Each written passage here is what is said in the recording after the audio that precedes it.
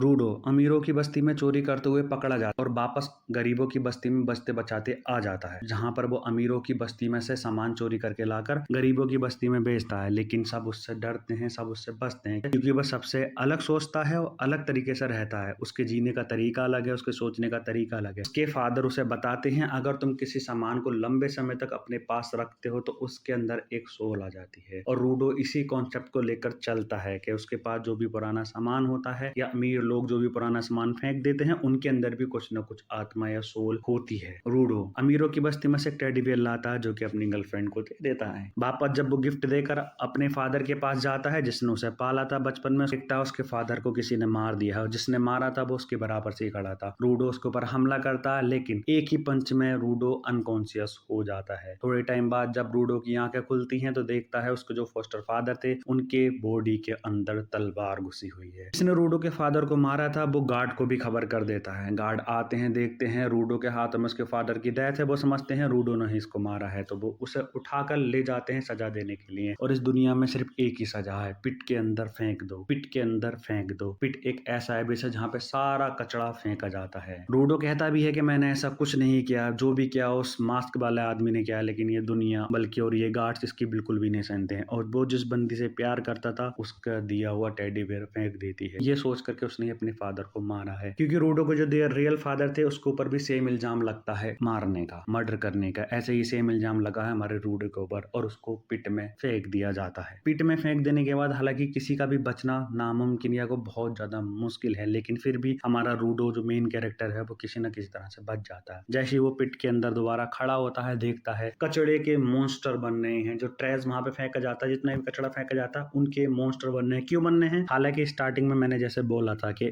उन चीजों को जो तुम संभाल कर रखते हो या फेंक देते हो, आने वाले टाइम में उनके अंदर सोल आ जाती है। हालांकि इस कचरे के अंदर कोई अच्छी सोल नहीं आती, बल्कि बहुत बुरी सोल आती है। रूडो उठता है, उनसे फाइट करने लगता है। उसके जो ग्लव्स होते हैं वो जिस चीज को भी पकड़ते हैं उसे वेपन बना लेते हैं और सबको चीरता हुआ जाता है। तुम जिस चीज को सबसे ज्यादा प्यार करते हो वो चीज तुम एज ए वेपन इस्तेमाल कर सकते हो, क्योंकि उसके अंदर सोल आ जाती है। पर रूडो उन सबसे अलग है। रूडो जिस भी चीज को पकड़ेगा वो एज ए वेपन काम करेगा, लेकिन अदर्स लोग जिस चीज को भी बहुत ज्यादा प्यार करते हैं, सिर्फ वही चीज एज ए वेपन काम करेगी। अब अगर तुम्हें आगे कुछ जानना है तो तुम्हें ये एनीमे देखना पड़ेगा। मैं गारंटी देता हूँ ये एनीमे अब तक का सबसे बेस्ट एनीमे होने वाला है। एनीमे का नाम है गाचियाकुता। भाई अगर मैं ऑनेस्टली बोलूँ ना तो Gachiakuta is the dark horse of 2025। अब देखो इसके सिर्फ अभी तक 2 ही एपिसोड आए हैं, देखकर खुद बताओ कि ये एनीमे अब तक का बिगेस्ट एनीमे बनेगा या नहीं बनेगा। अगर वीडियो अच्छी लगी हो तो लाइक करना मत भूलना, कमेंट करना मत भूलना, सब्सक्राइब